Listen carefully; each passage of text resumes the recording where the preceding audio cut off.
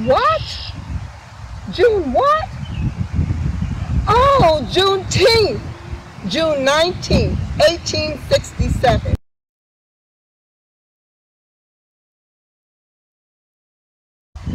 Yes, good news travels fast, or so they say. But this wasn't the case for over 250,000 slaves who were kept from receiving the good news that they were no longer slaves. The Emancipation Proclamation was signed by President Abraham Lincoln in 1865. We now know that the freedom of billions of people kept in slavery wasn't the purpose in the signing of this document. Lincoln's purpose was to have more manpower. So he decided if he freed the slaves, they would fight on the side of the Union Army, and thus they would win the Civil War. What? Which is exactly what happened. And yet there was a problem, because these 250,000 slaves, they did not receive the message until years later, 1867 to be exact, June 19th, 1867. And although billions did receive the message that they were free in 1865, we know we're not free unless we're all free. These slaves were intentionally kept from receiving this good news.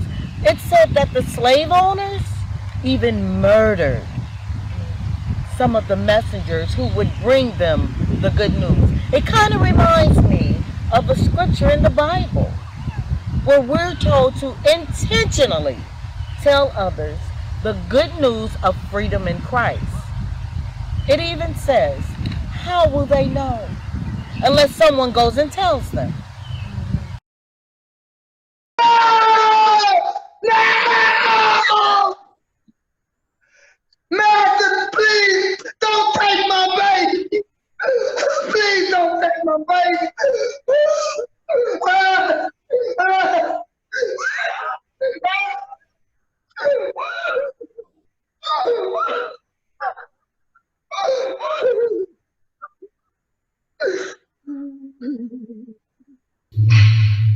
Get out there now, boy, and move the pot. Come on, nigga. We need all that move by Sunday. You nigga girl, you move it. I'll get it right this time. I'll get it right this time. I don't want to hear no Please excuses. don't hit me. Don't hit me. Master, please. I'll get it right. Imagine that, living in this way a moment longer than you had to. This is very hard to wrap our minds around, and perhaps this is part of the reason why we're so slow in acknowledging the real Independence Day for Black Americans is June 19, 1867. And although millions did receive the message in 1865, we know we're not free unless we're all free. Sort of like that song, Memories, that says, things too painful to remember, we simply choose to forget. So, what if anything do we want our history to promote? We would like for our history to give courage to all generations, to promote and foster uplifting and empowering love and respect of self and others. A you-can-do-it-yourself mentality, not a downtrodden hater of self and others, believing that you're free only because a piece of paper was signed saying that you were free. You are a human being, and you should be treated as such. It is truly challenging that this cruel, horrendous enslavement of a powerful people happened so many hundred years ago. It is mind-boggling. Although the stench of this period still exists today, like the stench of the stockyards so many years ago. the stench exists even now. Here is a small list of history-making people and times to propel us into a more empowering mindset. Rosa Parks, the Freedom Riders, the NASA 3, Martin Luther King, Malcolm X, Barry Gordy, Oprah Winfrey, John H. Johnson, Madam C.J. Walker, Betsy Coleman, President Barack Obama, Michael Jordan, the Greensboro Four, Ruby Bridges. The list goes on and on, never ending. Many, many game changers, life-changing legacies. Today, Kobe Bryant, even you yourselves. So yes, we celebrate June 19th. Juneteenth.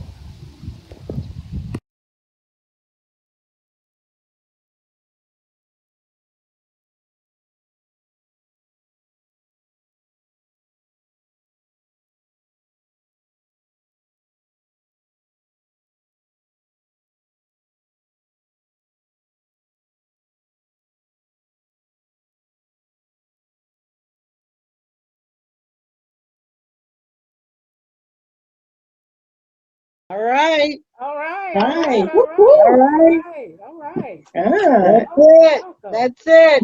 All right. That's it. Who put the video That together? video was a wonderful introduction to Juneteenth. And we here at the Acting Workshop are an up-and-coming theatrical group. And based on the South Side, we so enjoy doing live events and productions and workshops in our community. And we had a lot bookings this summer, but of course, because of the pandemic, we couldn't do them. But Juneteenth was always on our main list. And I just want to introduce you to our writer and director of this project, Ms. Charlene Cook Roberts. Take it away, Ms. Roberts. Going to be a little discussion about Juneteenth. Okay. Okay. Hi, everybody. Hi. First of all, this was definitely a group project. One piece couldn't fit without the other piece. I mean, everybody, oh my goodness.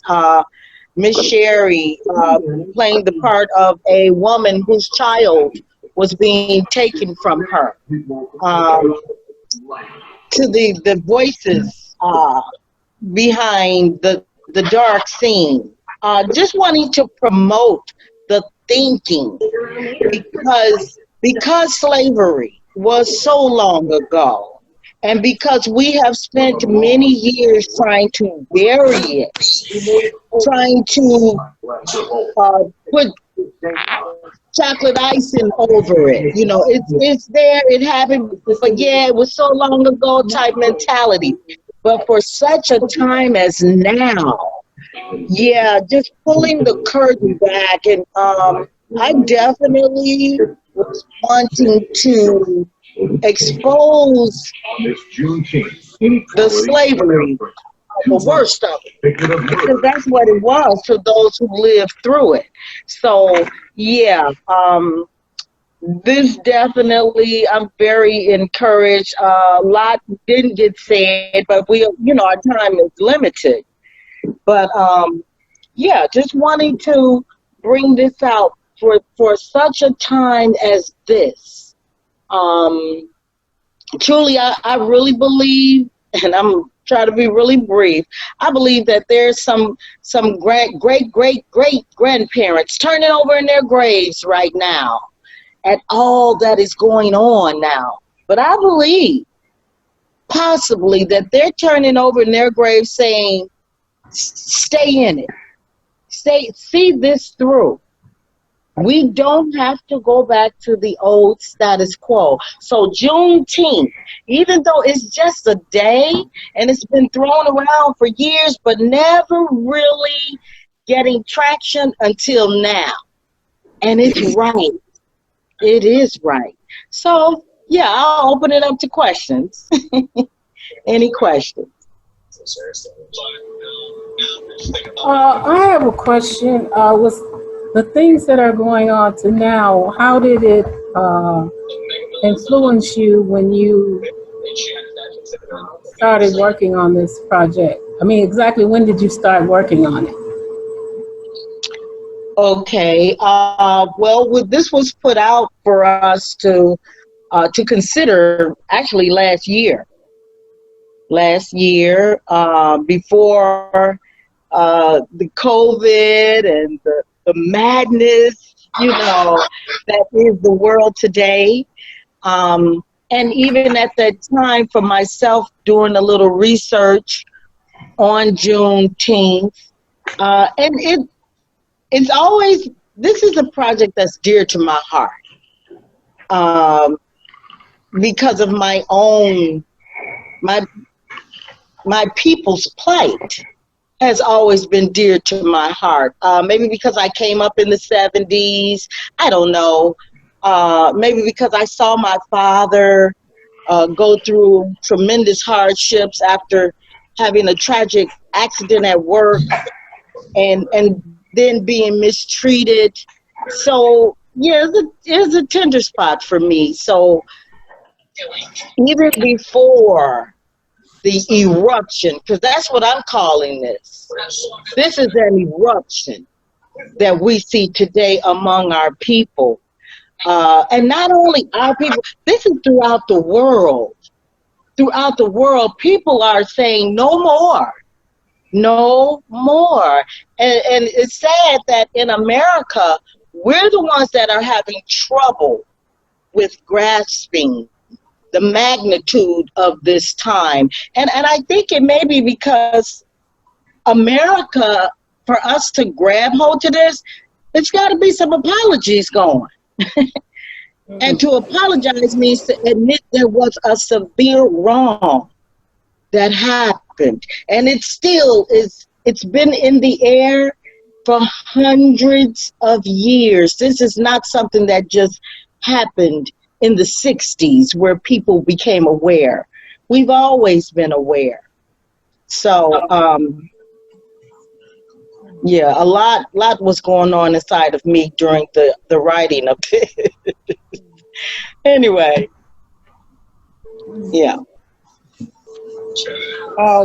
One thing I'd like to say is you had mentioned that, it was long ago and, it's hard for people to acknowledge it, but it isn't long ago.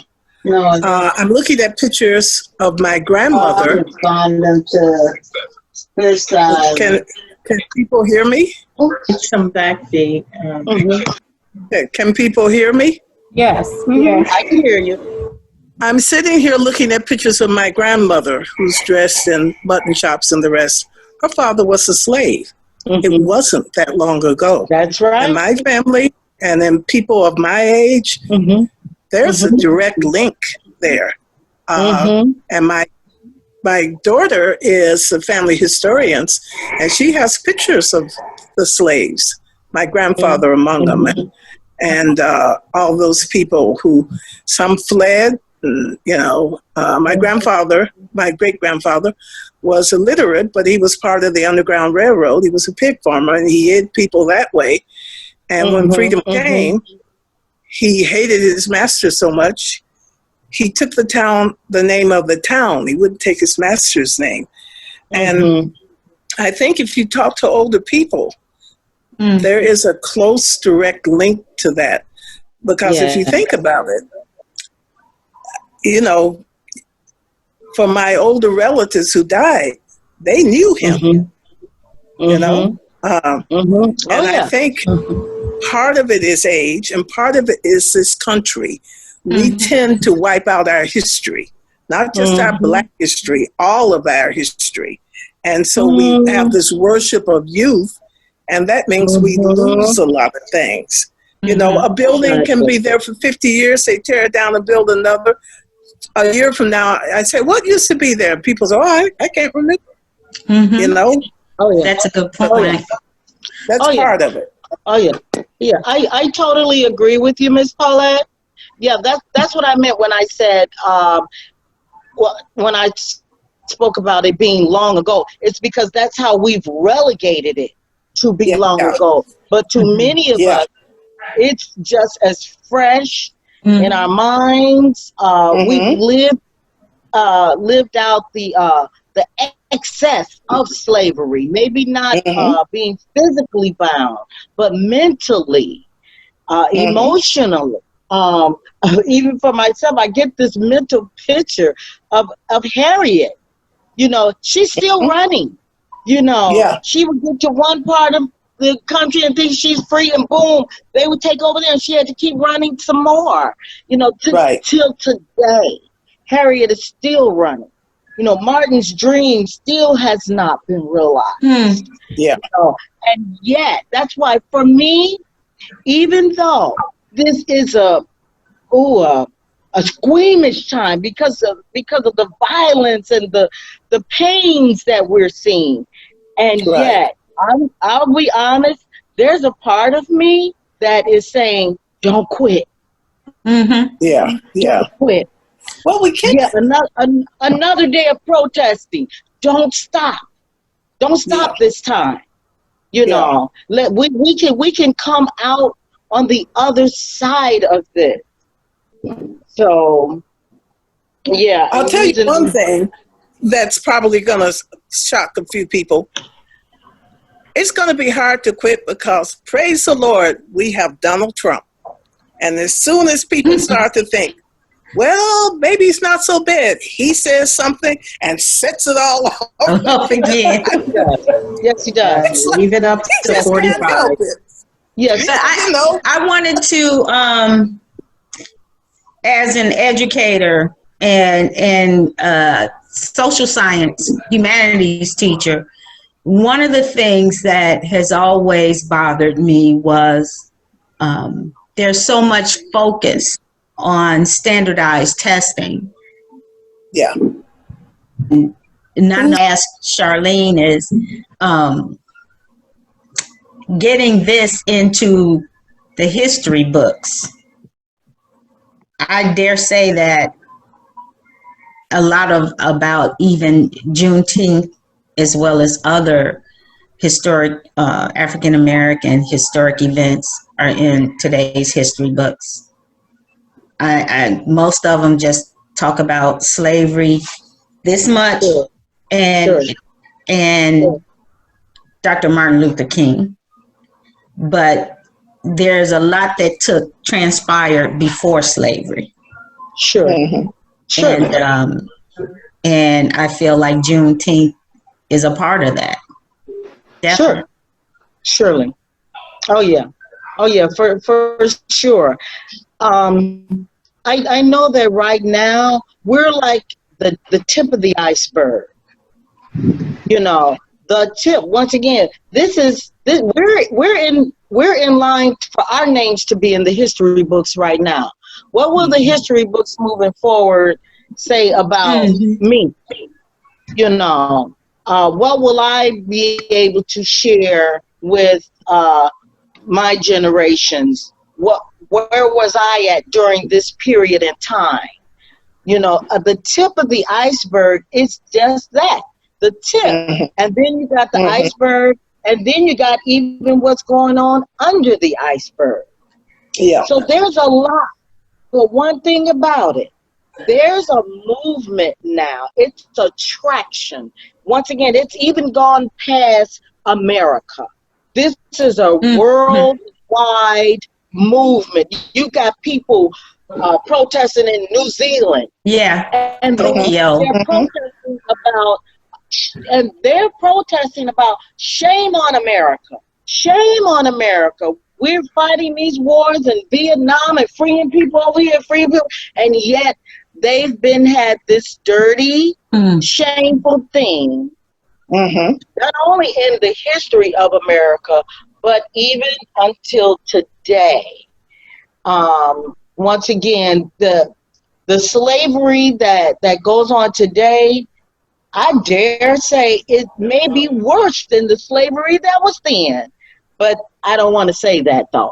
But the slavery of the black men in prisons, you know, with felonies, and even when they get out, they got felonies, so they can never work again. You know, not only that one man, but his family, his block, his neighborhood, his community, his city, all from this kid still in a candy bar, and now he's got a felony. You know, it's a mentality. It's not just a quid pro quo thing. You know, it's not just a one thing. This is a mentality but there's a breakage going on now.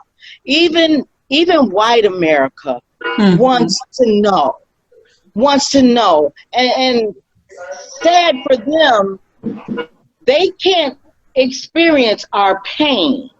But at least some of them now are even asking. Brains are being rattled. You know, so moving forward, perhaps the history books that are to come, you know, because now is our time. Now to create our own history books. Yes. Yes. And for us to get behind these, yes, albeit some of these wild young people, but guess what?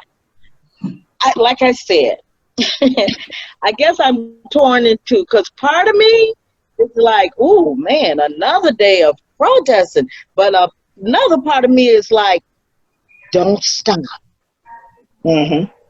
Don't stop. You know, let's see it through. You know, let me, with my old self, if I can't say something uplifting and encouraging, let me just be quiet. You know, because you know, it's because of fear and wisdom. Wisdom will make you say, oh, son, you don't want to do that. And yet, this once again, the word I'm using is, this is an eruption that is going on, an eruption of hundreds of years of a treatment. That's what we're seeing, and I think it's so timely. I'm so appreciative to Shelia that it was put on her mind last year for us to do this project. And I know the video, it's scarce and it's rough because we're new at this. But I hope that it might cause somebody to say, I hope that it will cause somebody to say, oh, you know, slavery wasn't all, you know, we just cooking in the kitchen and singing in the fields, you know, but this was real, a way of life. So anyway, go ahead, somebody else. I kind of think that educating our youth, I was doing with one class, we were going over, the students had watched as middle school, The Hate U Give. And from that, I decided, okay, let's do teaching the students what a silent protest was.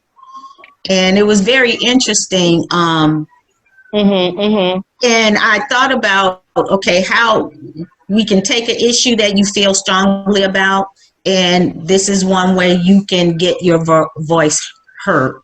And I think it has, even in the church, I think it has caused some people to think, because even in the church, I feel like well, it's not, just pray about it and, but people are really hurting, even in the church. Real quickly. Who was that? Clemente? I'm sorry. No, it's okay. Okay, I'm sorry. Thank you, Kim. Go ahead. When I think about, Juneteenth and, the abolishment of slavery, I think, we're definitely at a turning point now. I mean, the fact that we're having these discussions and people are actually celebrating it and companies are starting to make it a paid holiday. A lot of companies are starting to fall in line with making it a paid holiday. It's so interesting that over so many years, all we've ever known was the 4th of July. That was a great time of celebration and fireworks and cookouts, and America won its independence. We felt like we was a part of America, and it's almost like, what Frederick Douglass said, what does this 4th of July mean to, the Black Negro? Yeah. And Juneteenth was never even discussed or mentioned. A lot of people don't even know the details of what it is. And even with Juneteenth, just not even 6 or 7 months after the abolishment of slavery, January 1865, they passed the 13th Amendment. Meaning, although involuntary servitude and slavery was abolished, you still can be thrown right back in the middle if you were if you were found guilty of a crime. Yeah. So now you have this whole cycle of, here comes how we're going to do slavery in a different way. Here's how we're going to get our free labor by creating laws and be convicted of crimes and throw them right back into the free labor trade or involuntary solitude. And then, in the 80s, you had the whole so-called war on drugs, and we're going to go into the inner cities and we're going to, give people 20 and 30 years for nonviolent crimes, or, you were frisked and you had 2 reefer joints on you. You're going to do 20 years. Right. A lot of men were taken from their homes for things like that. Not being drug dealers, but just drug users. Yeah. It just led to this domino effect of systemic things that were set up to somehow continue to have that oppression there. I think we're definitely at a turning point now to where people are willing to listen now that I think the house is on fire. Yeah. I participated in a protest not too long ago here in Bronzeville. Over 5,000 people, and again, just like Charlene, you mentioned, there are a lot of non-blacks out there, and things like that, and not so much that we're heralding George Floyd as our hero, right, the name of today, just like Michael Brown, just like Breonna Taylor and all these other folks before him. That's right. Those who could possibly be the name of today after him. Right. So I think, again, this was the straw that broke the camel's back, and I think big march on Washington being planned at the end of August, and folks are gearing up to be there, and so I think it's come a long ways. And even my parents grew up in the South, and my mom still she was the second youngest of 12 children, and she still speaks of when they actually worked on so-and-so's plantation. Some folks took the freedom, others stayed, became employees, that type of thing. And my mom and some of her siblings weren't allowed, they wasn't able to get an education because they had to stay home and earn money for the family, those types of things. Right. So it's not that long ago, and those connections are still there. But I don't know.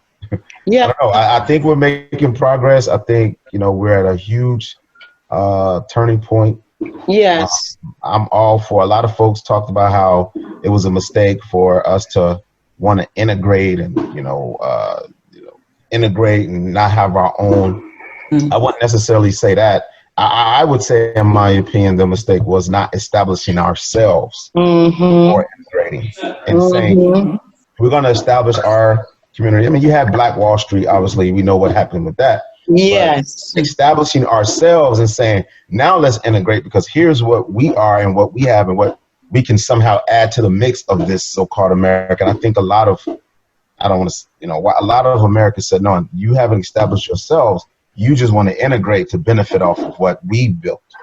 But it was built. So I think that was the fight. I think that's the battle. And I said, well, if you don't like it here, why don't you just leave? I'm not leaving. This place was built on the backs of my ancestors. This is our home. This is our home. I'm gonna leave. So I think, we built the country. Right. So I think there's a lot of emotion and feelings right now. Oh yeah. Even when everything. Well, and I fear too. I think you're looking at this from a northern point of view. Down south, we did build our own. My mother's people came from academia. They were all professors or taught at universities, black universities. We had our own funeral home. We had our own debutante balls. We had our own coming out. We had our own society. And that was all across transportation system too. Public transportation as well. That was all across you don't really hear about it. Yeah. And might I say this? Might I say this? Whenever we think of injustice being done to us as black people, and I'm guilty of this too, we automatically think South, down South. But do you remember what what Martin Luther King said about Chicago when he came here? It was racially polarized. And I tell you, once again, I know that many of us lived it. I can remember being chased home from school by dogs. Me too. I know how to jump on top of a car and not slide off the other side. You know. I know. I tell the story. I tell the story when people say, did you know Martin Luther King? And I said, yeah, we ran together. And we did. Because I was there when he did the march. And my girlfriend came with me. She was Italian. Catherine Del Santo. She didn't know anything. And I was trying to pretend I knew it all. And she said, well, what do we do now? I said, now we hold hands and we sing. And we did that. And then the tear gas and the rocks came. She said, what do we do now? I said, now we run. And Dr. Martin Luther King ran. And we all ran. And so that's when I say, Dr. King and I, we ran together. Yes, I got to say this because once again, and I know you guys have heard me say this before, but I'm going to say it again. My dad was part of the first wave that moved into Inglewood when Inglewood was all white. And I remember him even having the money to buy that house once again from this tragic accident at work where he lost 3 fingers. But the company tried to give him a broom sweeping job, but he picketed that company, a one-man picket for 5 years. 5 years. Then he buys this house, and the night before we moved in, they set the house on fire. Oh, wow. They set that house on fire, but my dad and his 10 kids, we moved. I'll never forget that day. I'll never forget the smell of the burned wood when we entered in. But this is another thing. I have to say this, that I will never forget. And I think this contributes to, I'm going to say, my boldness to want to share our story, because I saw my dad's neighbors, the white guys, come and help him rebuild that house. I saw them coming in carrying plywood, going upstairs. You know, I played with their daughters. Once again, at that time, it was still all white. We had to have police protection in the back of the house and at both corners. You know. So many of us, we lived it. You know, there's a lot of. I don't have to go down south. Right here. Yeah, there's a lot of stories. There's a lot of stories. Yeah. There's a book. There's a book that I'm reading called. You may have heard of it, called "The Warmth of Other Suns." It's a big, huge. Yeah. It's all about the story of the Great Migration. And, migrated from the south to the north and Chicago. And it has these different people to tell their specific stories and experiences from leaving the South, all the way from what incident or what things happened to cause them say, okay, that's it. To leave. What they experienced when they got up north. That's interesting. It's very. Now that sounds something Yeah. good. Oh, okay. It also shows how resilient African Americans were. It's not like they never wanted to learn to read. They always wanted to better themselves.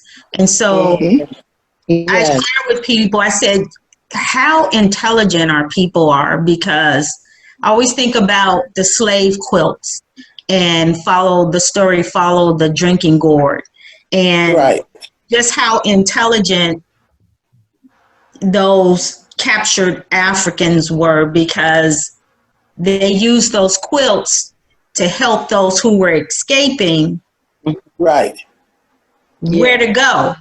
And the slave owner didn't even know. They would just see it hanging out of the window in the cabin, but it was with all kinds of directions. So at night, they knew, okay, here's the North Star. Here's where you go to go. And I said, and I would tell students, that takes a lot of courage and a lot of intelligence. The drums and the music they use. And created to help people to be free. So never allow someone to tell you, you're not smart, you're not intelligent. Look at, our past. And I think that's what a lot of Juneteenth is about, because even though it was a time where slaves were free, there was still a lot of resistance. It didn't happen right then and there. It took some time because, as I think someone said earlier, the messengers were being murdered. Yes. Yeah. So they couldn't even tell everybody they were free. Yes. Right. Yes. Yes. And even on to now. Look, the messengers are still murdered. Martin Luther King was murdered. Malcolm X was murdered. And you can't tell me, some of us, for a while there, we were kind of squeamish about Obama.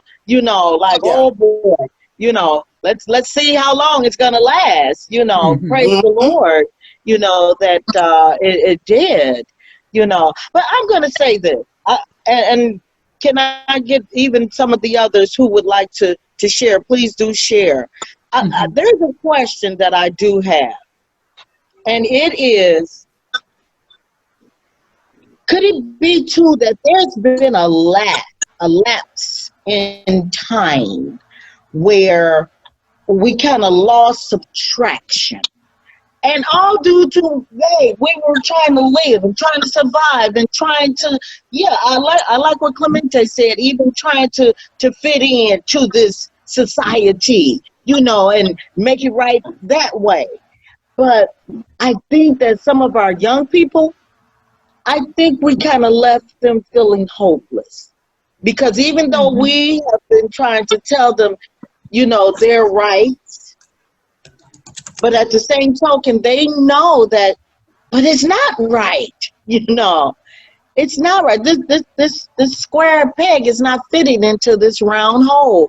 And hence, a lot of the anger from our young people. So that's real.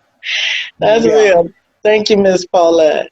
Miss Vicky, are you back on? Yeah. Okay. Yeah. Yeah. Yeah. Okay. I just to go back to your question, I think that just coming up, I think that we kind of had the civil rights movement, and Black people can stand, we can stand for ourselves, and then we got distracted with just the drugs and consumerism. And so I feel like that I'm the first generation of people just getting caught up in consumerism, and then there's a divide, and then you're told that let's move from Black neighborhoods because you're hanging around the thugs, and then there's drugs being introduced into the community widespread, and so I think, and then And then there comes the second generation. And then I think that with when Obama was in office, I think that during this last campaign, I think Bernie Sanders was the first candidate that wrapped his hands around the youth and made them realize to see the importance of just being aware. And I think that I really appreciate Bernie Sanders for that. And because it made me sit back and think I think one of the Parkland students said up there, and it was funny that she said this, and she said that parents failed us. And it made me think about how when you get caught up in consumerism, you get caught up in debt, you get caught up in drugs and things like that, and there's distance in the family, and it really took its toll. I think now that it's changing, but for parents and grandparents our age, we've got to see that we got caught up in that. Okay. Trying to live a better life instead of, and it's all good and it's all fine, but we still got caught up and a lot of things slipped past us. We let rules that should have been challenged past us. People started monopolizing their stress over debt, stress over other things. And so we forgot that we are the people. And so, and I have to break myself of this mindset that the man is the people and that I don't have a voice and I don't have to say, I have a say. I have to get my mindset out of that because we as the people have allowed that to happen, even from increasing tickets to people telling us how to buy a home, and things like that. We have, and it's not only Black people, but it's all across the board. So, just as you're saying, so are you saying, yeah, you're sort of like in agreement that it's not such a bad idea to think that we would want to apologize to some of our young people, continue to be as they were, even at the risk of hurting someone's feelings and things like that, You know what? I'll just end it out with this one line. For such a time as this. Yeah. This is wonderful. Yeah. We don't have to be overwhelmed because we can. We can sit and be paralyzed in fear and just even in our silence. But we don't have to do that. For such a time as this. And I love what you're saying, Miss Paulette. We can use the arts. We can use our talents to promote this time. Once again, we're part of this history right now. So thank you. Thank you. It sounds like the 4th of July out there right now. I can just tell you. Yeah, I was just